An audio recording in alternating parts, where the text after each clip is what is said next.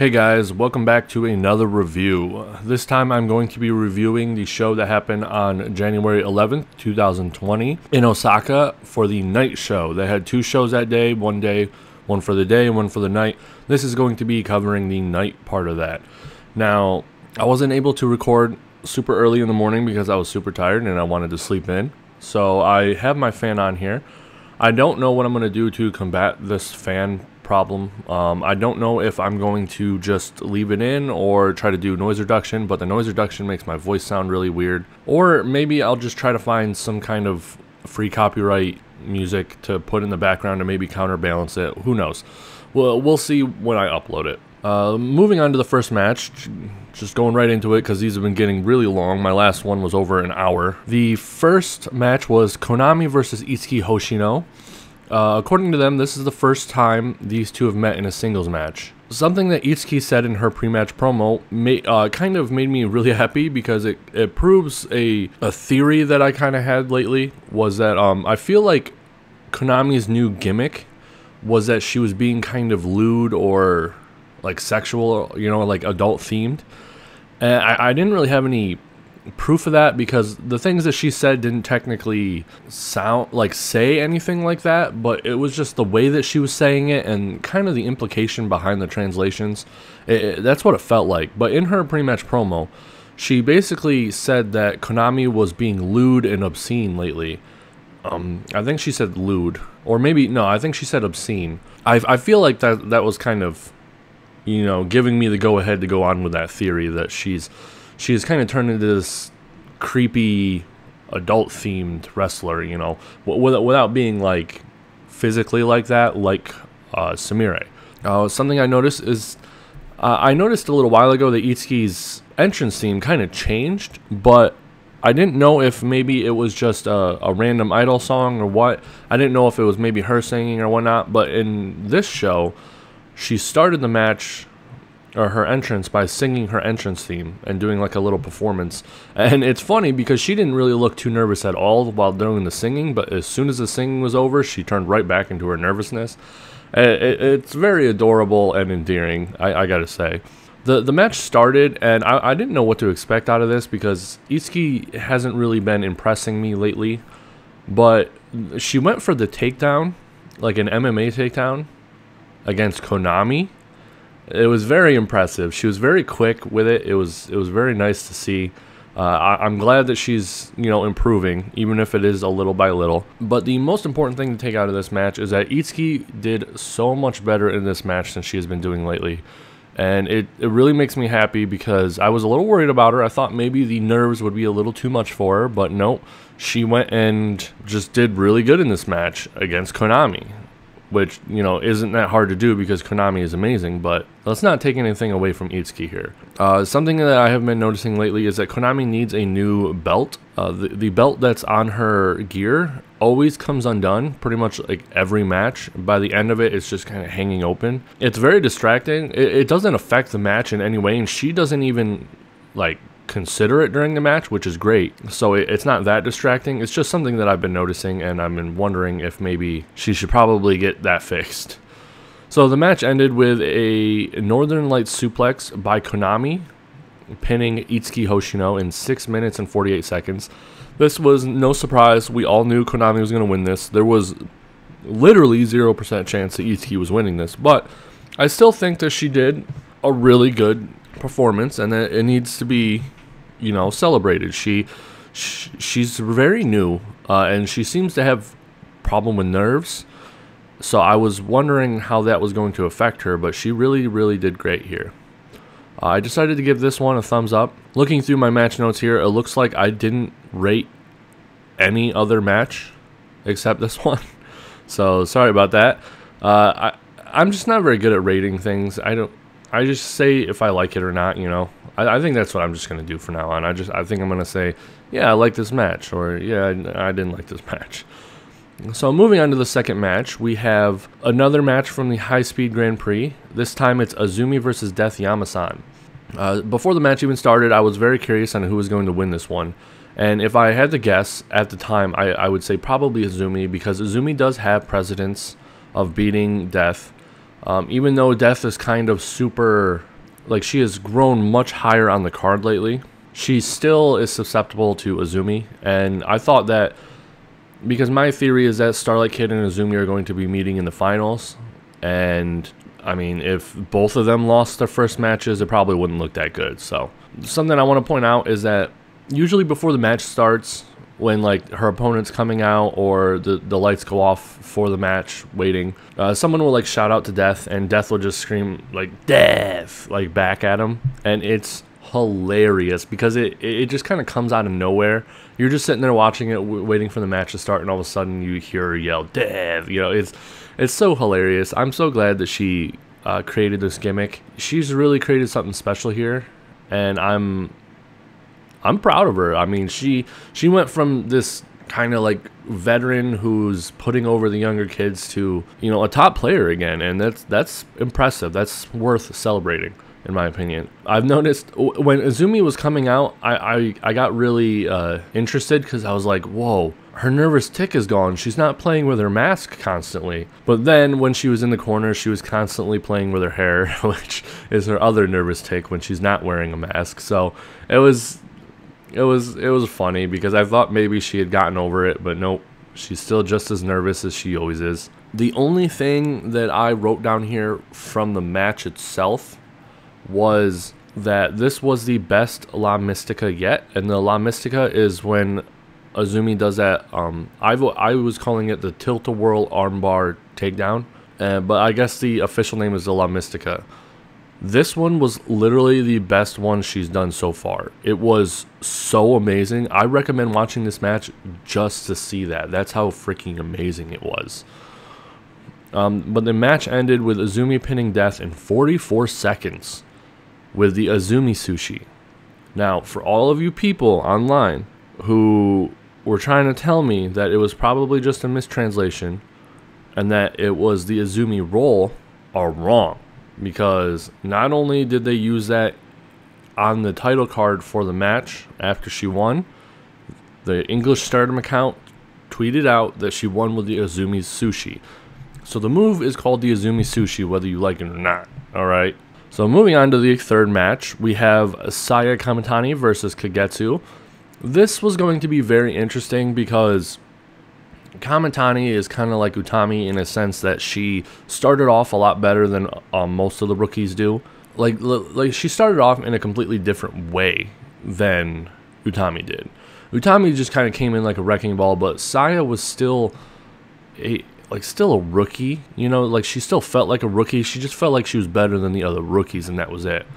So this match, I was really interested to see whether they were going to, like, how good Kamitani was going to be able to do against Kagetsu. Saya did her entrance dance, which is always enjoyable. She's really good. I mean, it's obvious she used to be an idol. It makes sense that she would be really good. So another thing I pointed out was that Kagetsu's theme is just so awesome. It's one of the best things ever. I really can't get over that we're never going to hear that again. It's just one of the coolest themes ever. I would actually not be against her passing the theme on to someone else. That's how good it is. Kamitani took the chairs very, very well.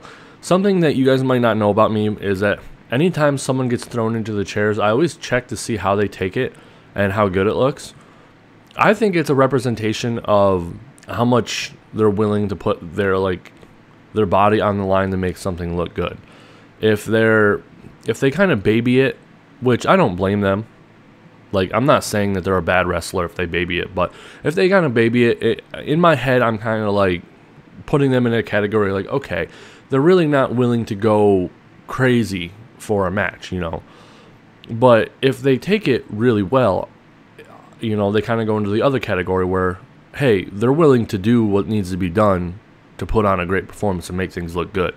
Saya, or Kamitani, I know I keep switching back and forth, but Kamitani really took these really well. When she was getting thrown into them, she did it in a very smart way while still making it look good. I give her props for that. And then the chair shot she took later, where she just had a bunch of chairs on top of her, and Kagetsu hit those with the chair, looked really good, even though it's clear that that really wouldn't do anything to Kamitani.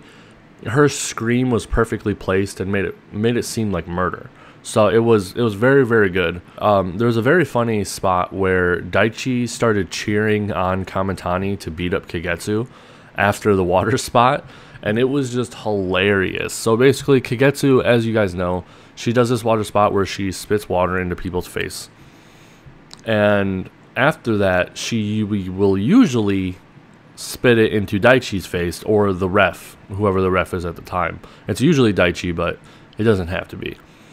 And Daichi, there's always a point in like Odo-Tai matches where Daichi gets fed up with their crap and starts cheering on the other side. Like, he doesn't abuse his role as a ref. Like, he doesn't start fast counting one side or like letting the other side, you know, cheat more and stuff like that. No, it's he still follows all of the rules that he needs to follow, but he will literally sit there and cheer on and like tell the other person to, you know, go beat up Kagetsu or whatever, and it's just hilarious. There was Kagetsu brought back the choke slam for this match. It was super good. I think it was probably the best one in a while. Kamitani really got up good height, and the slam was really, really good. Match ended with Kagetsu tapping Saya Kamitani in 9 minutes and 44 seconds with the Boston Crab. Moving on to the next match, the fourth match, Julia and Andres Miyagi versus Starlight Kid and Saya Ida. There was a very funny part where Saya was imitating Julia in the pre-match promo, where she started off saying, you know, like, all you people who love Saya or whatever, and Starlight Kid seemed to take offense to that and kind of slap her on the head and be like, what are you doing? You know, it was very, very funny. I recommend everyone, even if you don't want to watch the match itself, to go watch the pre-match promos, because they're hilarious, both of them. Julia and Miyagi one is just as good. Julia's kind of like bewilderment at Miyagi, anything Miyagi does is just hilarious. During the match, Saya kind of had a Hulk out moment. It was super interesting because it really fits her, in my opinion. She just kind of like got up and started banging her chest and like screaming, and it was very interesting, and it's a nice character trait of hers to have. I think it really fits her, with her being like a small brick house, you know, and she just, when she's, you know, down and out, she'll pop up and Hulk out and get the advantage. I mean, she didn't really get the advantage too much, but now this is where I need to start talking about stuff that really made me sad. Julia really didn't do good in this match. I don't know what it was, but she sucked. I got to admit, and as you guys know, I love Julia, but this was not good. First of all, she messed up Saya's Itabashi, like really, really bad. She put her legs down, and you could tell Saya was freaking out. She didn't know how to handle, like, what to do, because the whole point of the move is that she's laying on you, like, while you're bent in half, basically. But when Julia put her legs down, it was clear that Saya didn't know what to do, and it looked super awkward and super bad, and none of it was Saya's fault. It was all Julia. Like, Julia screwed this up. And then after that, Julia and Saya seemed to be having some timing issues on pretty much anything they were doing. I don't know if it was both of them not knowing how to recover from a mistake like that, because Saya's still pretty new, and Julia's not that experienced either. But then again, she's been wrestling for about like 3 years, I think, and even then, she seemed to be super nervous while in Stardom, so that could be another issue. Everything about this match was not good, like, at all, and I think the main contributor here to why that was Julia. I don't know if she was just having a really bad day, or if she just didn't really click with Starlight and Saya, but whatever it was, this needs to be fixed, Julia. Please, because I really, really want to support you, but, you know, this is unsupport worthy. There was a really cool spot that Julia did with the STF, where she did a variation where she kind of locked Saya's arm. It was really weird, but, like, at the same time, the move itself was really cool. But the sequence just kind of didn't really make sense. You'll know what I'm talking about if you watch it. It didn't really seem right. Like, it was kind of like Saya was actually trying to get to the ropes, but Julia thought maybe she wasn't supposed to, so she was trying to actually stop her from getting to the ropes, like for real. It was really weird, but the move itself was really awesome. So the match ended with Julia tapping Saya Ida with the Stealth Viper in 10 minutes and 31 seconds. Like I already said, this match was not good, and I hate to say this, but I completely blame it on Julia.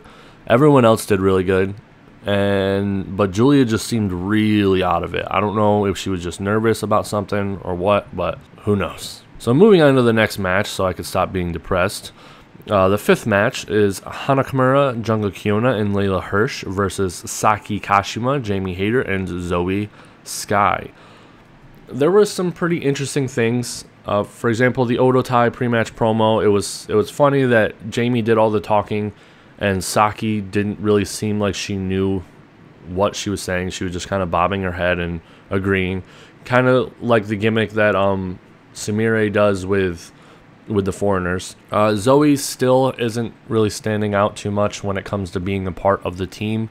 I don't know if she just doesn't know what to say or if she feels like an odd person out, because all these people have so much history together and things like that.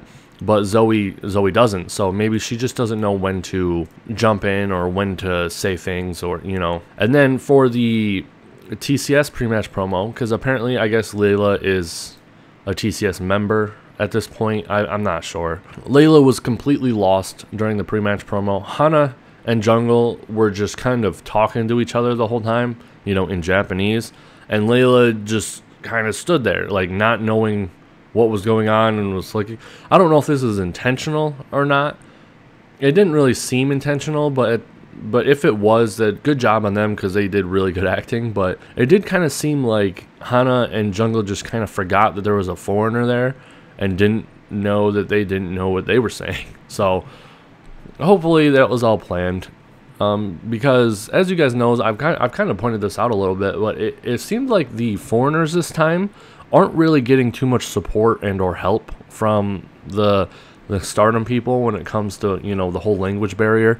I don't know if that's true or not, but that's what it's seeming like. The match started with Saki calling out Hana for some reason. This time makes even like less sense, I think, than when Kamitani was calling out Hana, because at least then I don't know, maybe she just looks up to Hana or something. I don't know. It doesn't make any sense either, but this one makes even less sense because Saki and Hana never have interacted, like almost ever.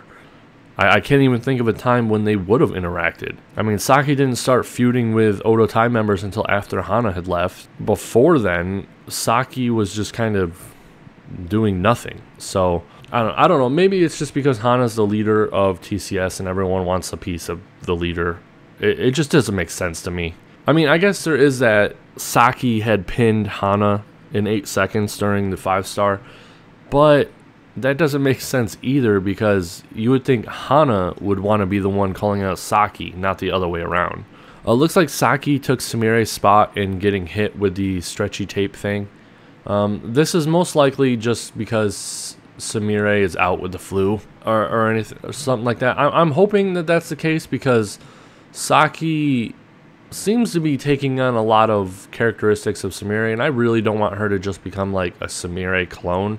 I want her to be her own thing, but it's kind of looking like that's not going to be the case so far, and I don't know, I'm a little worried about that. There was this really funny moment where Hana blew a kiss towards Kagetsu, and Kagetsu was like knocking it out of the air. There's really nothing. I probably shouldn't even be mentioning it, because it's nothing, but the small things like that add a lot to these matches, in my opinion, and give personality and just small details. I really like those. Jungle and Jamie seems to have amplified their feud quite a bit. They're really going at each other. I still feel like this just came out of nowhere, because they hadn't really interacted or seemed angry at each other at all since the 5-star. But then all of a sudden, it's like, hey, we're in a feud, remember? It's like they're trying to gaslight us into thinking they've been feuding this whole time. Well, I don't know. It just seems like it came out of nowhere. It's a good feud, but I just don't think there was very good build up to it. So the match ended with Layla Hirsch pinning Zoe Sky with a moonsault in 11 minutes and 24 seconds. Now, just calling it a moonsault is kind of disingenuous in my opinion, because She didn't just like climb up to the second rope and then do a moonsault. She does this thing where she like kind of jumps off one of the ropes to go to the top rope, like springboards off of the top rope. Really impressive. It's even more impressive because you don't really like, you look at her and you don't think, yeah, that chick does springboard moonsaults. You know, it's kind of like with when Keith Lee from NXT does a moonsault. You know, you're like, he doesn't do moonsaults, you know, but then he does a moonsault. Match was really good. It was, you know, it was a typical Odotai match, and, you know, TCS did really good. TCS are really good at, like, team things lately, I've noticed, which is nice. So moving on to the main event here, we have match 6. Mayu Iwatani, Arisa Hoshiki, Tam Nakano, and Rijo versus B. Priestley, Momo Watanabe, Utami Hayashishita, and Leo Onozaki. Something I noticed right away was that Tam and Arisa are keeping the story alive with their little bumping match before the match happened. During the pre-match promo, they were just kind of bumping into each other, like not in like a friendly way, but not in an angry way either. And it was very interesting because these two are the best in Stardom when it comes to keeping the storylines active.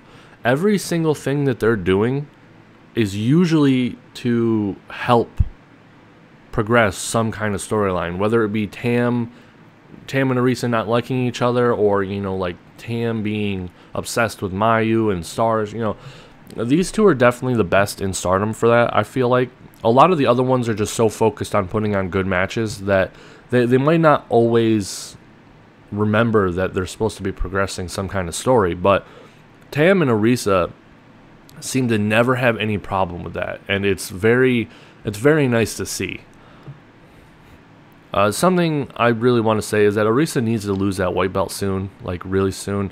I've loved her run. I love Arisa, but having both the red and white belt in the same faction for this long is just wrong. Like it so clearly shows favoritism by management. You know what I mean? Like, no other group ever had both the red and white belt together, unless you count Freedom, but they weren't a faction. They were just a tag team sometimes, you know. Leo is getting beaten up pretty much the entire match from the beginning. She's always the one getting beaten up any time she's a part of the match. I don't know what it is with Stardom. They just seem hell-bent on making Leo lose everything. Every single match she's in, she takes the pin. It doesn't matter who her partner is. It doesn't matter if her partner is a 12-year-old girl. She's taking the pin. It just seems so odd. There was a very intense Saito suplex by B on Rijo that it did make me a little worried. If this wasn't a Joshi match, I would be super worried that was just like screwed up. But if you really think about it, it's really not any different than most of the other, you know, neck bumps that these Joshi girls do. But at the same time, with Rijo being so small and B being, you know, known for her, I don't want to say viciousness, but kind of like overpowering moves, it did make me a little worried for a second that maybe Rijo had not properly landed right, you know. Just because the Saito suplex in general looks dangerous. I don't like it. I don't like it as a move. It could be super safe, I don't know, but it doesn't look safe. There was this really awesome clothesline sequence by Utami on Arisa. Arisa did the, you know, the flip bump that some people do when they get hit with a really hard clothesline, and it was really awesome to see because it just kind of goes to show you that Arisa is willing to make her opponent look good. Arisa's not just about Arisa. Like, obviously Arisa really loves, you know, being in the spotlight, and she loves attention, but she has no problem making her opponent look amazing. And that's what I really like about her. I mean, other than her amazing strikes. Arisa and Utami had a really great exchange in this. They are building up the hype for this match a lot. And from the pictures that I've saw from it, I'm hyped as well because I am so curious about how a certain event happens. There was this really interesting sequence where Momo was doing her kicks to Mayu's chest, like, you know, like kick or whatever, but it kind of seemed like maybe Mayu dropped one kick too early, because as Momo was going for one more kick, Mayu dropped, and as you you could see that Momo was still aiming for where Mayu's chest used to be, but the problem is that Mayu's chest wasn't there anymore. It was now Mayu's face. Luckily, like right at the last second, it looked like Momo pulled her kick really hard and like just stopped it in midair. That was super impressive. That just looked so amazing, because with how hard Momo kicks, you wouldn't think that she would have enough control to stop it in the last second like that, but she did. It was super impressive. I just want to point that out there, because that could have been really bad. Momo kicking Mayu straight in the face with as much power as she kicks people's chests, that could be like that could have seriously hurt Mayu. And I just want to give props to Momo for the control that she has while still having the power behind it. That's just purely amazing. Momo and Mayu did this really cool sequence where Mayu tried to do Momo suplex to Peach Sunrise, but Momo reversed it, and then she did Mayu's Dragon Suplex on Mayu. I feel like this match they haven't really built up very much, the Momo versus Mayu match. It didn't get nearly as much time, story, anything as Arisa and Utami, but I'm honestly way more excited about this one because it's Mayu and Momo. You know, like, come on. The later half of the match was really great. If you guys have been noticing, I haven't been enjoying the main event matches lately. It just seems like there's so many people now that they're just like, hey, for the main event, we'll just put 2 whole teams against each other. That's it. At least this one had a lot of progressing of the storylines, unlike the day shows. This one has Mayu and Momo who are about to have a red belt match, Arisa and Utami who are about to have a white belt match, and that's it. Like, Tam and Rijo and B and Leo don't really have any kind of beefs or anything like that, but at least there's the Momo, Mayu, Arisa, Utami thing, which is great. Something I want to point out is that Tam's new, like, I don't want to say new move because she's been doing it for a little while, but it's still technically new. It's called the Doden.Tam. She basically picks them up and then holding their arms, like, slams them face first into the mat. Up until this point, it didn't really look too bad. It looked interesting, you know, great. But for some reason, the way that Leo took this one, it was like blatantly clear that Leo had no way to protect herself with this move. Tam had Leo's arms wrapped super far back, so it's not like Leo could brace herself for the thing.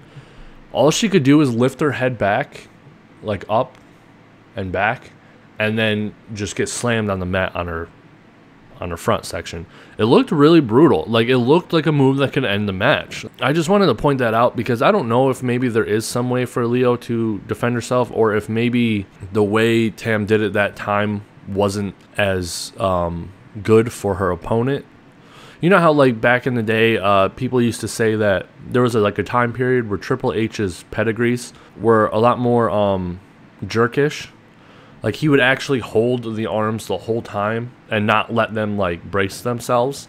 I kind of get that feeling from it this time. I'm not sure if that's how the move is supposed to be done or not, but it did look like it could put Leo away, so there's that. And so that gets us to Tam pinning Leo in 13 minutes and 43 seconds with the Doden.Tam. I don't know why she named it that way. It's a really weird name. I like it, but it's just really weird. Moving on to the aftermatch promo. It wouldn't be a Mayu promo if she didn't mess up something. During her conversation with Momo, Mayu refers to herself as a 6-year-old. I don't know how she can mess this up. I don't understand the Japanese language, but that seems like a huge mess up. She was clearly trying to say that she was 6 years older. I don't know.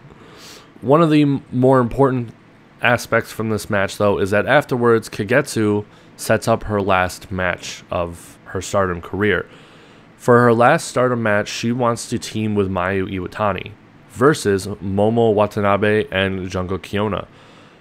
For those of you who don't know, Momo and Jungle used to go by a team name called JK Green way back in the day when they were rookies.